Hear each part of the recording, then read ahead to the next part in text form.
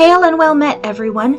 Welcome to Geek Thyself, a podcast by a nerd for other nerds that love geeking out over random facts and esoteric trivia.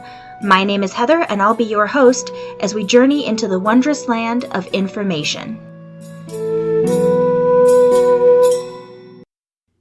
Hi everyone, welcome to this week's Geek Thyself. So this week I'm going to be talking about Eastern versus Western zodiacs, or Eastern versus Western astrology. This particular topic is really interesting for me specifically because I am pretty much 50-50 these two groups. My father is from England, as I believe I've mentioned in a previous episode or two, so obviously I have a lot of Western influence in addition to the fact that I was born in California. And then my mother is Japanese American, so her family came from Japan several generations ago, but because of that, I have a lot of influence from both sides. So the differences and similarities between some of the Zodiac and astrology information is something that I've always found very interesting. They're also very, very different, so I think it is something that a lot of people don't know as much about as they necessarily want to. Normally, I mention which book I'm using sort of towards the end, but this time I want to mention it at the front end for a very specific reason.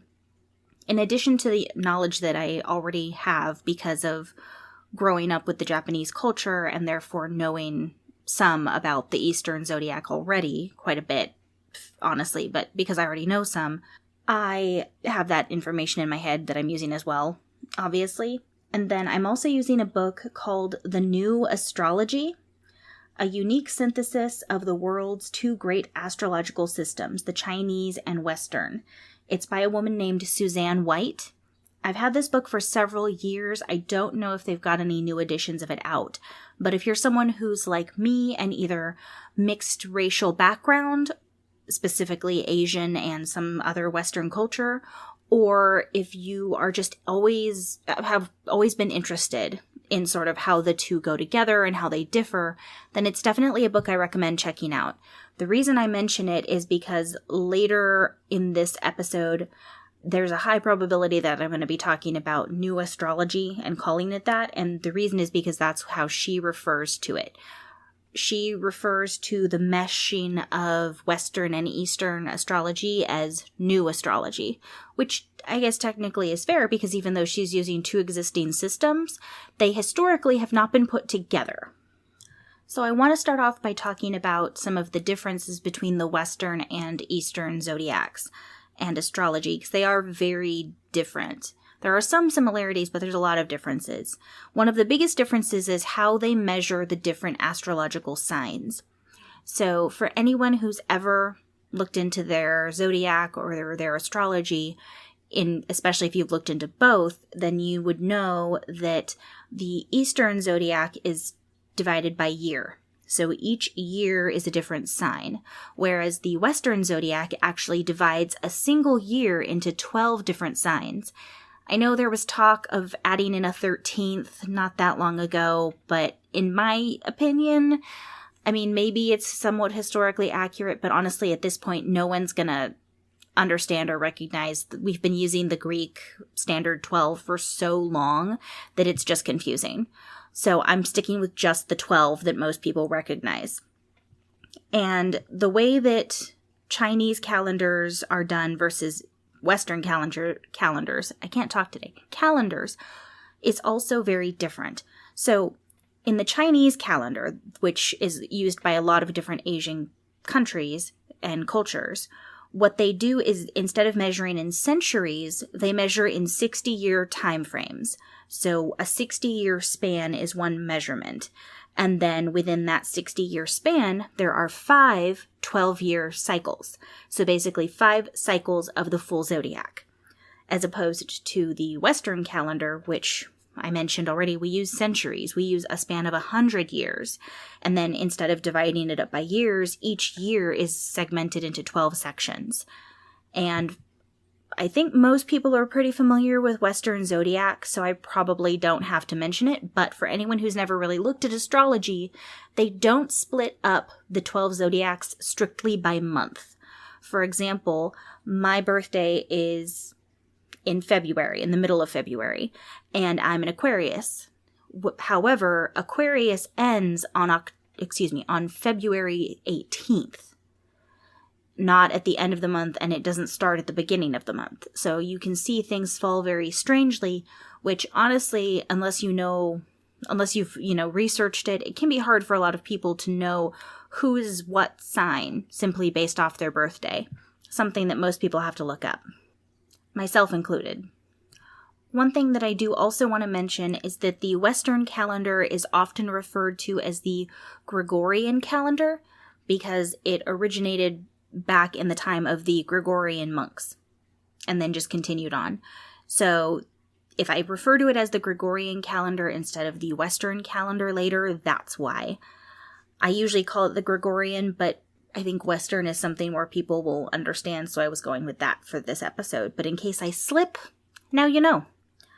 So another big difference between the Chinese and the Western zodiac is that the Chinese zodiac uses animal names. As I'm sure most people know. They've got rat, ox, horse, dog, whereas the celestial names that we use for the Western astrology are based off of different Greek celestial bodies. So Sagittarius, Capricorn, Aries, Aquarius, those are all sets of constellations up in the sky. The ways that the two different sets of zodiacs got their names is also very different. So I mentioned just a moment ago that the Greek or Western astrology is all different celestial bodies. And what the Greeks did and what was continued is that each different celestial body could be seen in the sky during a different time of the year. A specific span of the year is when it was most visible. So the reason that the Western zodiac cycles the way it does is because of when those celestial bodies showed up in the sky. And they started with Aries, which begins in March.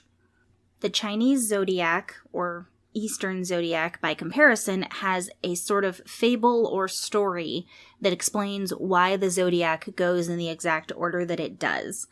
And I do just want to preface this that there are different variations of the story, and even from country to country, the zodiac is not 100% the same. For example, in the Chinese zodiac and in the Japanese zodiac that gets used, the one I'm familiar with, there's no cat. The cat is not a thing. It's not used. It actually has a tale about why it was left out of the cycle. Whereas in some other countries, such as Vietnam, for example, in the Vietnamese zodiac, they do include the cat instead of the rabbit. So I'll get into that in a second.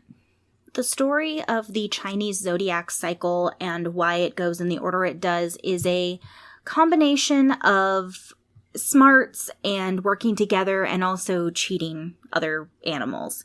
So I've heard two different variations of the story. One says that the Buddha sent out a call to all of the animals, asking them to come join him for a feast. Another version says that the Jade Emperor wanted animals to be his bodyguards, and so he sent an immortal out into the world to spread the word to all the different animals, and that they had to race to get there. So in both of these, there's a little bit of a race factor, because the order they arrived in determined their ranking, and the animals were told this. However, slight variations in the stories of exactly what happened. So I'm going to start off with the commonalities and then explain the differences. The commonalities include things like the order. The order of the animals is always the same, except that, like I said, in some countries, they have a cat instead of a rabbit. However, generally speaking, it's the same. It goes rat, then ox, then tiger and rabbit, or sometimes cat. Then it goes dragon, snake, horse, goat, and monkey. And then rooster, dog, and pig are the last three. So according to the stories, what happened is all of the animals set out to meet for the feast or to get to the heavenly gate and go see the Jade Emperor, depending on which beginning of the story you're using. And on the way there, they encounter a river. So the rat, being very small, couldn't get across the river on his own, and the ox, being very nice and a little bit naive, gave him a ride across the river without even thinking about it. He just did it. Well, once they got to the other side, even though the ox was one of the fastest and would have been first, the rat jumped off his nose or jumped off his ear and ran straight to the emperor's feet. And so the rat was first and the ox was second. Following them were the tiger and the rabbit. The tiger came third and fourth because they're very fast, but the tiger was a little bit faster, and the rabbit had to go hopping across the river. Then they were followed by the dragon and the snake. The story goes that the dragon flew in, of course, looking very impressive, and then the snake followed him after. I've also heard versions where the snake rode on the horse's legs because the horse comes after snake. So in that one, what happened is similar to the ox and rat situation. The snake caught a ride on the horse and then right at the end managed to dart ahead and become ahead of the animal that had given him a ride, which is not very nice. But another version is that the horse and the goat arrived at about the same time and they were very polite and let each other, go back and forth on who gets to go first. And so they became number 7 and number 8. The monkey fell a little bit behind, and then the rooster, of course, is not going to move too quickly. The dog, one version I've heard says that the dog stopped in the river to take a bath because he really needed one and he wanted to be clean when he showed up. And then the pig was lazy and stopped partway through and ate somewhere and then kept going. That's the story I've heard anyway.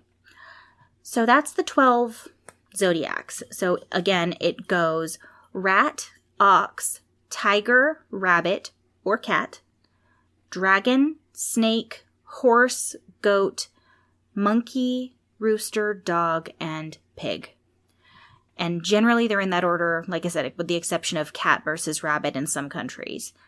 And here we get into another one of the sort of backstabby moments. So one thing that's pretty universal in any of the stories that doesn't include the cat in the zodiac is that the cat was tricked by the rat, and that's why cats now chase rats.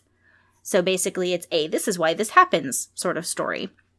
So most of the tales say that the cat and the rat didn't like each other very much, but there's also versions where they start off as friends.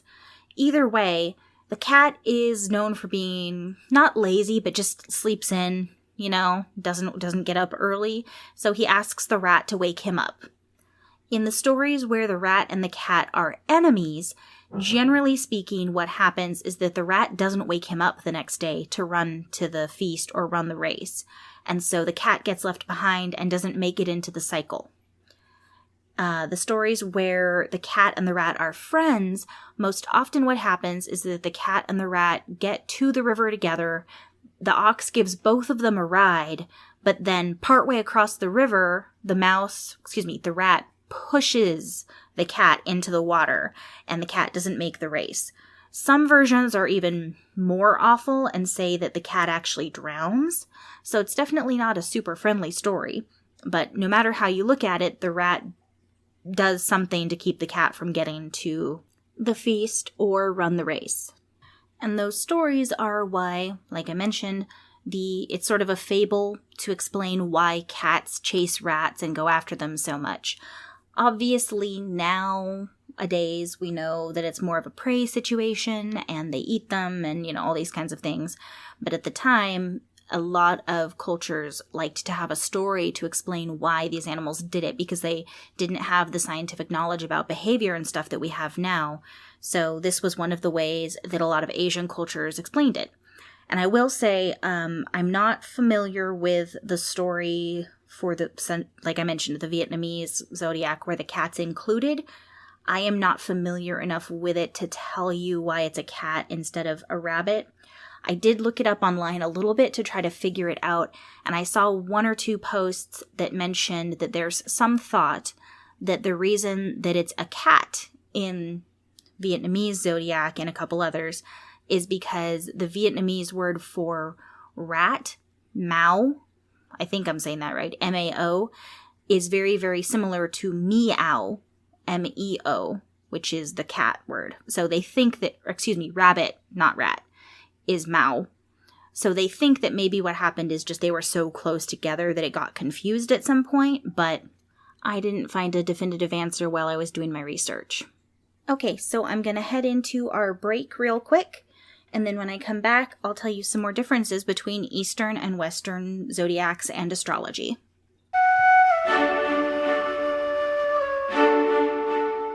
Hi everyone, welcome to this week's Midroll. So I'm so excited. I'm so excited to tell you about something that I haven't been mentioning yet because we hadn't really officially announced it. But coming up, oh god, it's in a week. It's next week. Oh no. But coming up next week, we're going to be starting our streaming game on Twitch for Nerdsmith, and I'm really excited. It's called Countless Heroes, and it's very different from what you usually see on Twitch. So there's two big differences. One is that instead of streaming 1 or 2 days a week, we're going to be streaming 5 days a week. And it's all the same game. We're doing a West Marches style game where 1 day of game time is equivalent to a day in real life. Roughly. There's going to be a little bit of fudging here and there where we have to keep the storylines, continuing normally, but for the most part. The other thing that's really different is the number of players.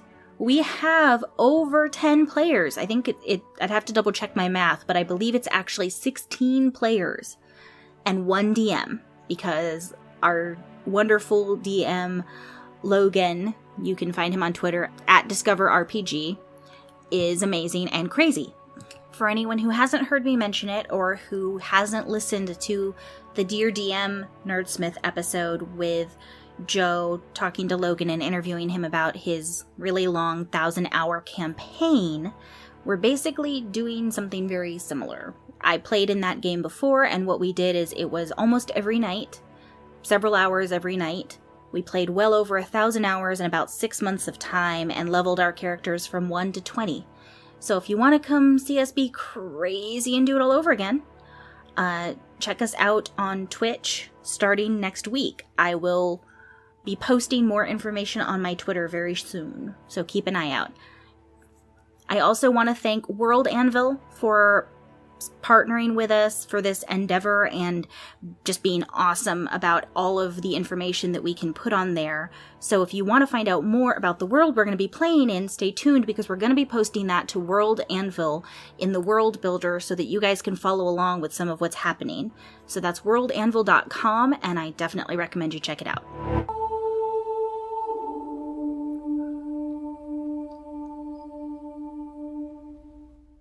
Okay. Welcome back. So, continuing on with zodiacs and astrology.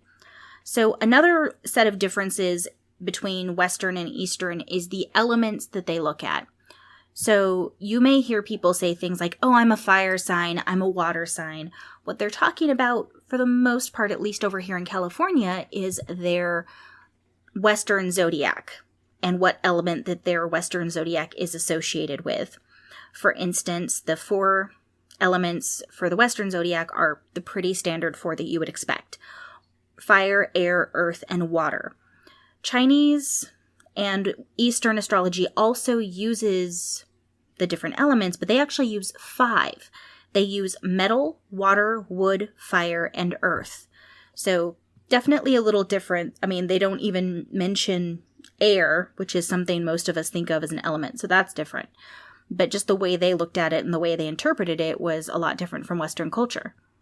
So looking at the different elements for Western astrology, fire elements, so the fire's zodiac signs, astrology signs, are considered to be very characterized by movement, obsession, and energy.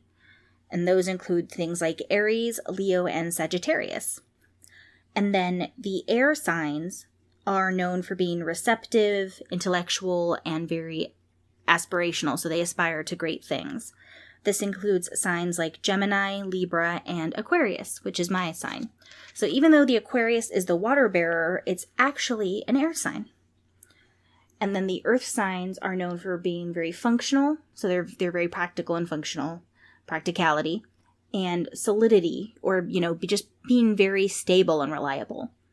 and those include the Taurus, Virgo, and Capricorn. And then the water signs are known for being more emotional, more compassionate, and more perceptive. And those include Cancer, Scorpio, and Pisces. So for the Chinese zodiac, only 4 of the elements actually get used to go with the different animals. So they don't actually use Earth for whatever reason. But in terms of what they represent, wood represents things like creativity, luxuriance, blooming, and flourishing. Fire represents enthusiasm and passion. Earth represents nurturing, stability, and security. Metal is ambition, determination, progress, and persistence. Water is aptitude, brightness, agile mind, and mental strength. And then they each also have a virtue. For wood, the virtue is benevolence. For fire, the virtue is propriety. For earth, the virtue is fidelity or honesty. For metal, it is righteousness. And for water, it is wisdom. So they do still have associations with different traits. They're just different than the ones that we're looking at with the Western zodiac, which, considering they're 2 different zodiacs, is not surprising. Okay, and then I'm noticing that I'm getting closer to needing to end the episode, so I'm going to try to go through some of the rest of this a little faster. So another couple of differences between Eastern and Western astrology and zodiacs is that in the Western astrology, we actually use a couple of extra things to determine what the person's going to be like. One of them is the planets. The Asian zodiac does not use the planets, really, to determine this. And by not using the planets, what I mean is that, you've probably heard terms like Mars ascending and stuff like that. So basically, whatever planet is most active in the sky or is rising whenever you're born and things like that, then is supposed to have an influence on your character, depending on where it is in the sky, and it can help predict the future. The Asian astrology tends to look more at things like weather patterns or climactic weather changes, seasons, and also how the moon is affecting the earth. So is the moon full? Is the moon quarter? Things like that, as opposed to where the planets are. All the different planets in Western astrology do have different representations in terms of what they represent for the person who falls into that sign, but there's so many and I'm running out of time, so I'm going to skip it. If you want to look it up online, though, you should be able to find it in a lot of different places.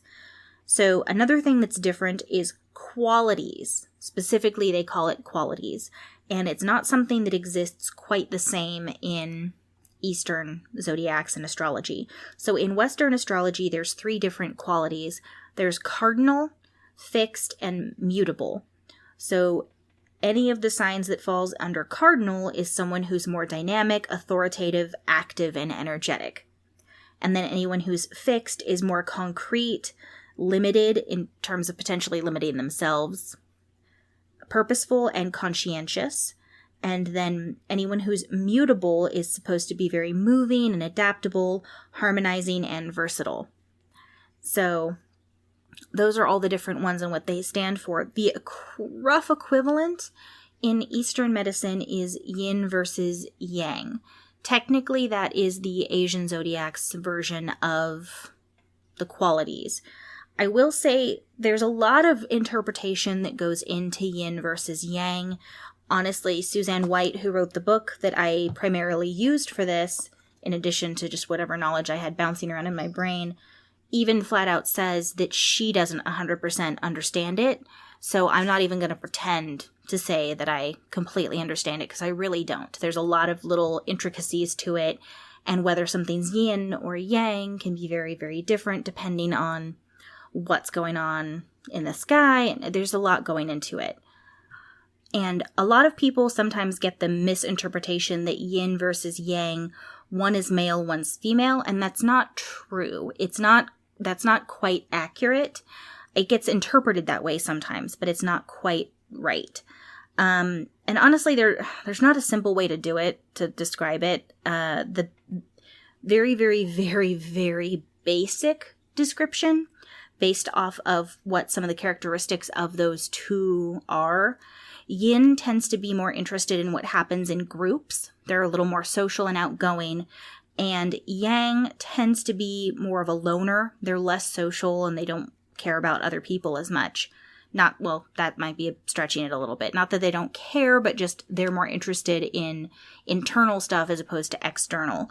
So in terms of a simplified version, very simplified, this is not 100% accurate, you could say that Yin tends to be someone who's more extroverted, and Yang tends to be someone who's more introverted. This is not 100%, but simply based off of the descriptions of Yin versus Yang, that's pretty much the closest easy to digest equivalent I can come up with, because most people know what that means. For anyone who's not familiar or has never looked up the definitions of extrovert versus introvert, the way I've had it explained to me before that made the most sense is think about where you feel most energized. Extroverts feel most energized with other people. It's like they get their energy from being around other people. Whereas introverts get their energy from being alone and having calm, quiet time to collect themselves and really be internal and not have to interact with people. That's what makes them feel better and more energized. So that's an easy way to look at it. It's very simplified, obviously, but it's an easy way to look at it. And most people are some sort of split of extrovert versus introvert. I know I took one of those Myers-Briggs personality tests a long time ago, and I was an ESTP. So I was extroverted, sensing, which means I like details, which is very, very true. Thinking, which means I like analyzing those details, also true. And perceiving, which means I like to gather lots of information before I make a decision. So that's very much me. I like being around people. I like gathering information and processing it. And another thing is that sensing versus intuitive is also, do you remember things like details, or do you remember things like the color and the feel of what it was like being there? So like if you go to Disneyland, do you remember what color Dumbo's hat was when you rode the ride? Or do you remember the feeling of soaring through the air? So that's a whole different episode of Geek Thyself that I could probably do that. That'd be fun. But going back to the Zodiacs and astrology, sorry. So very, very oversimplified. Yin is extroverted people. Yang is introverted people. Again, not 100% accurate, but the easiest to digest little snippet I could come up with. And back to the rising signs that I mentioned earlier having to do with the planets. So the Western astrology specifically deals with what planet is rising when you're born. Not just what one is influencing you in other places, but specifically which one is rising while you're born. And that is supposed to influence more of your inner nature as opposed to what you necessarily express outwardly. And then, there's so many different things. Oh, one thing I haven't mentioned yet that's very, very, very different. I probably should have mentioned it earlier, but I forgot, honestly. So another big difference between the way the Asian calendar works in terms of determining zodiacs and the way that the Western calendar works is that because of how the Asian calendar splits up the year, and because it doesn't follow the same exact progression as the Western calendar, if you're using the Western calendar, so if you're looking at, January through December, January 1st is the beginning of the year. Well, most of the time, if you look at a calendar and look into either the end of January or beginning of February, that's when you'll see Chinese New Year on the calendar. And it changes every year because it depends on lunar cycles. So that's why it's so changeable and why it's never quite the same. The reason this is important is because the Chinese calendar uses the lunar cycle and not the regular 28 to 31 day month. So someone who's born early enough in the year, for example, I was born in February. Anyone who's born early enough in the year, usually January or early February, could potentially, according to the Eastern Zodiac, still be part of the end of that previous year. So that's a little confusing. So to make it make more sense, I was born in 1985. The 1985 Chinese New Year was after my birthday. And because it fell after my birthday, if you strictly go off of the Asian calendar, according to that, I'm actually a rat and not an ox. And honestly, I've looked at both descriptions and I have some elements of both. I don't want to blast my birthday out onto the internet because that's potentially bad. But I will say that I am only a few days before the end of 1984, according to the Asian calendar. So I've always suspected that, at least in terms of astrology, one of the reasons why I might have so many traits from both the ox and the rat is because I fell so close to the end of the year. I fell so close to the end of rat, beginning of ox, that I just ended up with a little bit of each. However, obviously, with any kind of astrology and zodiac, you should take it with a grain of salt. Just because your zodiac sign says that you should be really practical doesn't mean you can't have a frivolous streak. And just because your astrological sign says you should be really hot-headed doesn't mean you could have a really good control on your temper and not be hot-headed at all. You know, there's a lot of interpretation in a lot of this. I think it's a really interesting subject, to be honest, and no offense to anyone who thinks of it as being more accurate or true to life. I find it very enjoyable, and I think it's kind of cool when things do line up, but I also feel like it's a little bit more of a mythology, at least especially with the Asian one because of the old stories. I feel like it's a little bit more of a mythology and not just strictly, this is my sign, so I have to be this way. Because there's a lot of people who don't fit their sign perfectly. Now, one of the things that's touched on in the new astrology book that I used for today's episode, the one by Suzanne White, is that because you're melding both zodiacs together, that's why you get more variation in people, and why someone who's an Aries is not going to be the same necessarily as another Aries. Because even though they're both Aries, they're also influenced by what their Asian zodiac sign is. For example, my brother, my husband, and my father are all Aries. I'm surrounded by them, and technically, generally speaking, Aries don't get along with Aquarians. I like to say that because I grew up with so many of them, I got used to it. But the fact is that even though all of my immediate male relatives are Aries, they were all born in different years, and none of them is the same Asian zodiac sign. So, per Suzanne White's book, that's what the change is. That's why things are so different. It's one of the reasons why my relationship and how I get along with my father is not the same as how I get along with my brother. It's not the same as how I get along with my husband, because even though they're all Aries, it's all different years, and so the way that their two signs meld and interact is very different. That's one of the things that I think is really cool about this particular book. And to be honest, like I said, I take all of this with a grain of salt, but in terms of astrology books that I've read and things I've looked up, this book was one where I felt like it was the most accurate to myself. It wasn't incredibly specific, because honestly, none of them are, but it was more specific than some and more accurate than a lot that I've used. So if you guys think that sounds like something interesting, I would definitely recommend checking it out. I know I've seen it on Amazon and some other bookstores online. Again, it's called The New Astrology, a unique synthesis of the world's two great astrological systems, the Chinese and Western, and it's by Suzanne White. That's Suzanne and then White. So I hope you enjoyed this episode, and with that, I'm going to call it an end because I'm already running over, and I will talk to you guys next week. Please remember to check out the other wonderful podcasts and productions here at nerdsmith.org. I'll be back next week with a new and interesting topic, and until then,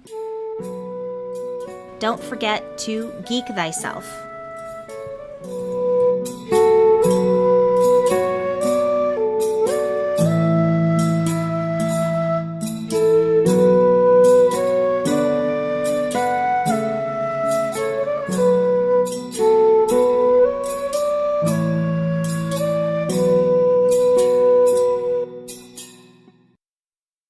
Hello, fans of Critical Role. Do you mean to make your music more melodious? Do you seek to sing like Scanlan Shorthalt? We'll look no further than Crosswords, a new video series from the creator of the Critical Role Hamilton mashup album. And also this song. Crosswords with Will Crossway. Advice and analysis for the musician at the gaming table. Available on nerdsmith.org or wherever you watch your YouTube videos. YouTube, right? Probably YouTube.